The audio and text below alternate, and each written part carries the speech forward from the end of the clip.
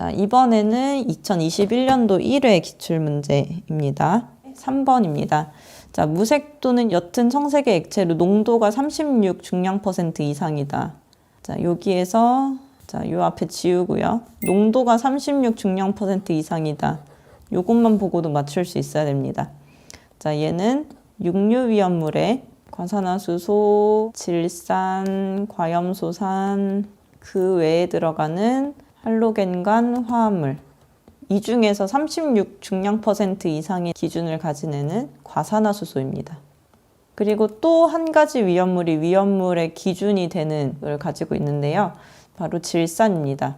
비중이 1.49 이상일 때 위험물이 되는 거, 과산화수소 36 중량 % 이상일 때 위험물이 되는 거. 자, 과염소산이나 할로겐간 화합물은 따로 기준은 없습니다. 그래서 36 중량 % 이상은 둘 중에 1번이 답이 되겠습니다. 자, 이것도 질산이 1.49인지 질산이 36 중량 %인지 헷갈리실 수 있어요. 과산화수소는 언제 많이 쓰는 거냐면 우리가 상처 났을 때 소독용으로 많이 씁니다. 자, 약국에서 파는 그런 소독약은 3% 미만으로 하게 돼 있어요. 자, 이게 약간만 들어가면 소독의 효과가 있지만 많이 뭉치게 되면 폭발합니다. 그래서 36 중량 % 이상부터는 폭발한다. 이렇게 이해하시면 되겠습니다. 자, 다음 6번입니다. 금수성 물질 저장 시설의 주의사항을 나타낸대요. 자, 금수성 물질의 뜻 자체가 물을 금지한다. 즉, 물을 금지한다는 뜻이죠. 자, 물을 금지한다는 뜻의 게시판은 주수 금지가 되겠습니다. 자, 요렇게까지 생각하면 딱 쉽죠. 물을 뜻하는 청색 바탕에 백색 문자 하면은 답은 바로 나오지만, 자, 문제에 대한 답만 생각하지 마시고 그 주변에 어떤 내용들이 있었는지 같이 기억을 해 보시면, 자, 위험물 제조소 등 록내 저장소, 옥외 저장소 이런 여기가 어느 장소입니다 라고 표현하는 거 무슨 바탕에 무슨 문자였는지, 그 이동 탱크 저장소에 게시하는 그 위험물 표지판은 어떤 색깔이었는지, 주유소에 있는 주유 중 엔진 정지, 그 다음에 화기염금, 물기염금 이렇게 5가지가 위험물 기능사에 출제되는 게시판의 종류고요. 각각의 어떤 바탕에 어떤 문자였는지 이제 색깔 정리해 보시기 바랍니다. 자, 10번입니다. 위험물 신고 선임에 대한 사항으로 옳지 않은 거, 법령과 관련된 문제입니다. 자, 일단 뭐 선임, 신고 이런 말이 나오니까 요게 한번 나오겠네요. 자, 어떤 공간에 위험물을 취급하는 곳에는 위험물 안전관리자가 꼭 있어야 됩니다. 근데 이 위험물 안전관리자가 그만두거나 부득이하게 이제 못하게 됐어요. 그러면 어느 한 순간도 비면 안 돼요. 다시 뽑아야 돼요. 근데 사람이 잘 뽑히나요? 사람 잘 안 뽑히죠? 자, 30일 이내에 자격증을 가지거나 아니면 자격이 있는 사람을 뽑도록 하는데, 이 기간은 대리자가 대신 활동할 수 있습니다. 자, 그리고 선임을 했을 때 그냥 뽑고 끝내는 게 아니라 이 사람이 우리 회사의 위험물 안전관리자입니다 라고 소방서에 신고해야 돼요. 14일 이내에. 자, 이게 사람에 대한 신고 방법이고요. 그래서 뭐 퇴직일 14일 이내에 신고한다. 퇴직한 경우 30일 이내에 선임한다. 자, 요거 둘 다 맞는 말입니다. 요 표에 의해서 그래요. 해임됐을 때도 신고하는 거 14일 맞아요. 자, 그만뒀다 아니면 새로 뽑았다. 요거 14일 이내에 신고 선임 맞고요. 그리고 승계한 날로부터 30일 이내에 신고해야 된다. 자, 요거는 지위 승계에 관한 내용인데요. 그냥 뭐 그렇구나 하고 넘어갈게요. 2번은 1번에 제조소의 위치 구조 변경 없이 위험물의 품명을 변경한다. 자, 1번의 경우에는 우리 회사가 휘발유를 취급하는 회사였어요. 근데 사업이 좀 잘 돼가지고 등유로 넓혔어요. 아니면 휘발유를 좀 더 많이 취급을 하게 됐어요. 이런 식으로 휘발유만 하다가 등유를 하게 된 경우, 아니면 휘발유에 취급하는 양이 늘어난 경우, 이런 경우는 1일 전까지 신고하도록 되어 있습니다. 그래서 위치 구조는 변경하지 않고 지정 수량의 배수나 품명이나 이런 것들을 변경하는 경우에는 1일 전에 신고라서 이 말은 틀리고 1일 전까지 해야 한다. 1번이 답이 되겠습니다. 자, 지금 요 내용 중에서 지위 승계는 사실 크게 중요하진 않지만 선임과 해임 그리고 1일 전 신고할 수 있는 지정 수량 배수 품명 변경되는 경우 요거는 중요한 내용입니다. 자, 17번에 위험물 안전관리 법령으로 시작하지만 법 내용 아니고요. 그리고 소요 단위를 계산하는 요게 포인트가 되는 단어입니다.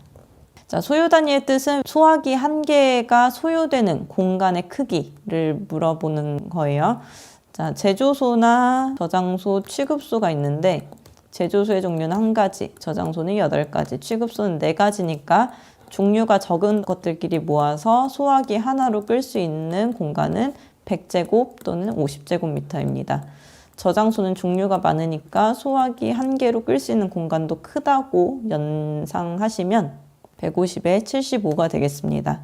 자, 위험물의 경우에는 지정 수량의 10을 곱한 경우가 소화기 하나로 끌 수 있는 경우라고 보시면 되겠습니다. 자, 위험물은 지정 수량의 100배 아니죠. 10배가 1수요 단위가 되고요. 저장소는 외벽이 내화 구조일 때, 저장소는 외벽이 내화 구조일 때 100이 아니라 150이 돼야 되겠고, 저장소는 외벽이 내화 구조가 아닌 경우는 75가 되겠죠. 자, 제조소나 취급소는 5개 있는 공작물인 경우 100제곱미터를 1소요 단위로 한다. 뭐 내화 구조이다 이거랑 비슷하다고 보시면 돼요. 그래서 1, 2, 3번이 틀리고 4번 제조소나 취급소 100제곱미터 1소요 단위 맞습니다. 자, 24번 물과 접촉하면 위험성이 증가되므로 주수 소화를 할 수 없는 물질, 즉 위험물 중에서 주수 금지하는 것을 물어보는 거죠. 자, 이렇게 이제 화학식으로 쭉 나오면 당황스러우시죠? 이렇게 됐을 때 어떻게 얘를 읽어야 되나? 위험물 표로 반복하시는 수밖에 없습니다. 자, 1번의 경우에는 C가 6개, H가 2개, CH3 뭐 이렇게 되어 있는데, 자, C가 6개 나오면 벤젠 고리가 이렇게 있는 거예요. 여기에 톨루엔이 있고 니트로가 3개 있는 이 상태의 물질은 트리니트로 톨루엔입니다. 그러면 오류 위험물이죠. 자, 이번에는 질산 나트륨. 자, 왜 질산 나트륨이냐면 이렇게 끊어서 앞에가 나트륨, 뒤에가 질산이라서 그래요. 자, 1류에 해당하고 3번에 C2H5 에틸이에요. 지금 에틸이 3개 있으니까 트리에틸. 자, 여기서 이제 트리니트로 했던 것처럼 에틸이 3개 있으니까 트리에틸이라고 부르고 알루미늄입니다. 자, 그러면 뭐 위에서는 뒤에서부터 앞으로 읽는데 왜 얘는 앞에서부터 뒤로 읽냐라고 생각하시는 분들은 좋은 호기심이라고 생각합니다. 자, 원래는 이렇게 쓰는 게 맞아요. 근데 이게 너무 길다 보니까 얘가 밀린 거예요. 그래서 우리나라는 성을 앞에 쓰고 이름을 뒤에 쓰는데 미국은 이름을 앞에 쓰고 성을 뒤에 쓰는 것 같이 그냥 케이스가 다른 거라고 보시면 됩니다. 자, 4번은 과산화 벤조일입니다. 3번은 365, 4번은 오류죠. 자, 이 중에서 오류 주수소화 가능하고 1류에서는 과산화로 시작하는 과산화 나트륨, 과산화 칼륨 이런 것만 빼고 주수소화 가능합니다. 3류에서는 황린 빼고는 다 주수 금지해야 됩니다. 주수 금지. 그래서 3번 트리에틸 알루미늄 물을 뿌렸을 때 에틸에서 물 뿌리면 에탄이 발생할 수 있으므로 주수 금지. 이렇게 정리하시면 되겠습니다. 자, 31번 소화 난이도 등급. 소화 난이도 등급에서 이 문제가 나오면 1등급은 넓이가 넓고 양이 많고 높이가 높고 이런 경우에 해당한다고 말씀드렸죠. 그래서 제조소의 경우에는 1000제곱미터일 때, 옥내 저장소에서는 150제곱미터 이상일 때, 외 탱크, 안반 탱크 이런 경우는 40제곱미터 이상일 때, 모든 이송취급소 이런 식으로 소화 난이도 등급 1등급에 해당하는 제조소 등이 몇 제곱미터인지 뭐 지정 수량의 몇 배인지 이런 것들 쭉 정리를 해두시면 좋습니다. 그래서 소화 난이도 등급 1등급에 해당하는 제조소는 몇 제곱미터냐면 1000제곱미터 이상 1번이 답이 되겠습니다. 자, 38번입니다. 메탄올과 에탄올의 공통점을 설명한 것으로 틀린 거를 물어보고 있는데요. 자, 메탄올, 에탄올에서 자, 요거는 좀 필기를 해드릴게요. 책에는 없는 내용이 될 것 같아서 좀 잘 적으세요. 자, 메탄올, 메틸알코올하고 같은 말입니다. 에탄올, 에틸알코올하고 같은 말이에요. 둘 다 비중이 1보다 작은 0.79의 비중을 가지고 있습니다. 그리고 분자식은 메틸이니까 CH3에 OH를 가지는 거고 에틸이니까 C2H5에 OH가 됩니다. 자, 이거를 하면은 증기비중 구할 수 있죠. 증기비중 어떻게 구한다고 말씀드렸냐면 29분의 분자량으로 하면 됩니다. 자, 이렇게 계산을 하면 되겠고, 자, 인화점 잘 보세요. 인화점 메틸알코올이 11도씨입니다. 에틸알코올이 13도씨고요. 지금 이 문제는 아니지만 다른 문제에 연관이 돼요. 발화점은 464도씨고 에틸알코올은 423도씨입니다. 보시면 인화점은 에틸알코올이 높아요. 근데 점화원이 없을 때 불이 붙는 온도인 발화점은 메틸알코올이 더 높아지죠. 자, 요거 잘 보시고 연소 범위까지 정리를 하면 7.3에서 36%, 에틸알코올은 4.3에서 19%. 그래서 무조건 에틸알코올이 높다 이렇게 생각하시기 조금 어려워요. 인화점이 이렇고 발화점이 이렇고 연소 범위는 요 정도 된다 라는 거 외우진 마시고 한번 그냥 쭉 정리만 해두세요. 자, 이런 특징들이 있는데 위험물끼리 비교하는 경우가 종종 있어서 정리를 해드린 거고요. 휘발성의 무색액체이다. 둘 다 알코올이니까 무색인 그런 액체고요. 인화점이 0도씨 이하이다. 자, 이거는 0도씨 이하가 되려면 특수인화물이라는 뜻이에요. 근데 특수인화물 아니죠. 그래서 0도씨 이하가 아니고 증기는 공기보다 무겁다. 공기보다 무거우려면 29보다 분자량이 커야 되는데 이 상태만 봐도 29보다 큽니다. 탄소가 12고 산소가 16이니까. 그리고 비중이 물보다 작다. 0.79로 물보다 작은 거 맞죠? 그러니까 답은 2번이 되겠습니다. 자, 지금 요 문제는 요 표를 통해서 풀 수도 있고 이제 요 표는 다른 문제에 응용이 되니까 한 번쯤 정리를 해두시면 좋을 것 같아요. 자, 47번입니다. 황화린에 대한 설명으로 옳지 않은 거. 사망화린은 황색 결정으로 100도씨에서 발화할 수 있다. 사망화린 P4S3이죠. 5황화린 P2S5, 7황화린 P4S7까지 있습니다. 자, 사망화린은 발화점 100도씨 맞습니다. 그리고 5황화린하고 7황화린은 조회성이 있는데 희한하게도 또 물하고도 반응을 해요. 자, 이게 조금 자세히 생각해 보면 좀 상충되는 얘기기는 해요. 조회성이 있다는 건 물에 녹을 수 있다는 거거든요. 물에 녹는다기보다는 반응한다라고 좀 표현을 해야 될 것 같은 그런 느낌의 단어입니다.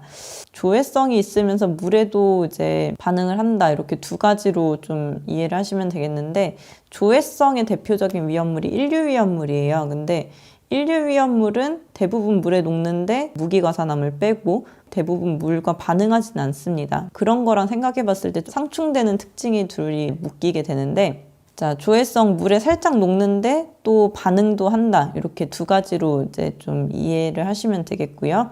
자, 얘가 둘이 반응하면은 3황화린이나 5황화린 둘 다 황화수소, 인산 공통적으로 발생시킵니다. 그리고 3황화린, 5황화린, 7황화린 둘 다 P랑 S가 있기 때문에 P가 O랑 만나서 오산화인, S가 O랑 만나서 SO2가 공통적으로 연소할 때 발생이 됩니다. 자, 요거를 확인을 하시면 3황화린은 연소해서 황화수소를 발생시킬 수 있다. 자, 연소해서 발생할 수 있는 거는 이산화황 아니면 오산화인 요거 둘 중에 하나가 되지 황화수소는 5황화린이나 7황화린이 물하고 반응했을 때 나오는 거죠. 그래서 황화린의 문제에서 자주 나오는 이런 식인데요. 그 연소했을 때 그리고 물하고 만났을 때 어떤 것들 발생하는지 정리하면은 풀 수 있는 그런 문제 유형입니다. 자, 바로 다음 문제 이런 식으로 나오는 거예요. 사망화린의 연소 시 발생하는 가스. 자, 사망화린 P4S3인데요. 얘가 연소한다는 거는 산소랑 반응하는 거예요. 자, 산소랑 반응할 때 생기는 것들이 C가 있으면 CO2가 생기고요. H가 있으면 H2가 생기고 S가 있으면 SO2, P가 있으면 P2O5가 생깁니다. 그래서 P가 있기 때문에 O랑 만나서 P2O5, S가 있기 때문에 S가 O랑 만나서 SO2가 생기는 거라서 P2O5는 오산화인이라고 읽어요. SO2는 이산화황이라고 읽습니다. 자, 이거까지 써드리는 이유는 필기를 하시는, 좀 처음 화학을 접하시는 분들은 이거랑 이거랑 매칭이 안 돼요. 이산화황, 이황화탄소, 오산화인, 오황화인, 황화수소 이게 계속 막 헷갈리는데 분자식을 보고 그걸 가지고 읽는 연습이 잘 돼야 이런 문제에 실수를 안 하실 수 있습니다. 자, 연소할 때 발생하는 가스 이산화황이에요. 황화수소랑 인산은 언제 나온다고 말씀드렸냐면 5황화인이나 7황화린이 물하고 반응했을 때 나온다고 말씀드렸죠. 그래서 황화린 부분의 중요한 식은 산소랑 반응했을 때 그리고 물하고 반응했을 때 어떤 것들이 나오느냐 이거입니다. 황화린 나올 때 이산화황이랑 황화수소 바꾸는 거 제가 지금 화학식 쓰면서 말씀드렸던 부분이고요. 화학물질에 산이 있을 때 질산, 과염소산, 육류위험물은 H가 있다는 뜻이고 1, 2, 3, 4, 5류에 산이 있다면 산소가 있다는 뜻입니다. 자, 산소가 있는 산이다 원래 그런 뜻인데 1류랑 5류는 그 수소가 빠져나가면서 만들어진 거기 때문에 산소가 있다라고만 보셔도 될 거고 6류는 산소가 있는 산이다. O가 있는 H다. 이렇게 읽혀지기 때문에 산을 한 번만 발음하거든요. 그래서 산이 들어가 있다고 무조건 H는 아니다. 이렇게 말씀을 하신 것 같은데 네, 좋은 설명입니다. 자, 59번 요거는 좀 잘 보셨으면 좋겠습니다. 이게 그동안의 기출문제랑 다른 신유형인데요. 자, 이제까지 한 번도 요 문제는 출제된 적이 없었습니다. 이번 CBT로 바뀌면서 처음 나온 그런 내용인데 자, 위험물 안전관리법에서 이런 내용이 있어요. 위험물 운반 시에 그 어떤 부분에 대해서는 중요기준과 세부기준에 따라 행하여야 한다. 자, 운반할 때 고려해야 될 게 뭐가 어울리는지 생각해 보시면 돼요. 자, 운반할 때 어떤 용기에 담는지, 뭐 플라스틱에 담을 건지, 아니면 유리에 담을 건지, 철제 용기에 담을 건지, 우리가 위험물마다 뭐 철제 용기에 보관하면 안 된다, 어디에 보관하면 안 된다, 이런 것들 했죠. 그리고 적재 방법, 6m, 4m, 3m, 아니면 몇 미터 떨어져서 보관, 뭐 이런 것들 했죠. 그 다음에 운반하는 방법, 운전자가 2인 이상 돼야 되는 경우 아니면 혼자서 운전할 수 있는 경우 이런 것들 법령에 있습니다. 자, 근데 하역하는 방법은 운반하고 길게 보면 연결이 돼 있지만 일단 하역까지는 법령에서 포함되지 않고 있어요. 그래서 운반할 때 고려해야 될 거 어떤 용기에 할 건지 적재할 건지 운반할 건지는 중요 기준과 세부 기준에 따라 행하여야 한다. 이런 내용이 법령에 있었고 기능사로는 처음 출제가 됐습니다. 그래서 답은 4번이 되겠습니다. 자, 요거는 신유형이니까 꼭 한 번 더 보시고 가시길 바랄게요.